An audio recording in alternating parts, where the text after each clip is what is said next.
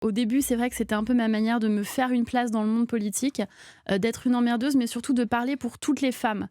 Et c'est ça que j'ai voulu retranscrire aussi dans ce livre, c'est que je me considère comme un peu un trait d'union. Je me dis que moi, j'ai la chance justement d'être dans ces sphères de pouvoir, d'être écoutée. J'ai la chance qu'on m'ait confié des responsabilités importantes.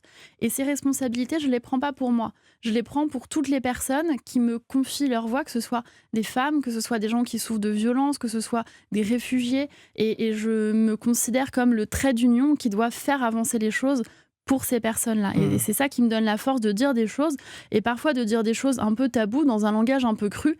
Mais je crois que c'est important de ne pas rester dans la théorie et d'être vraiment dans la pratique.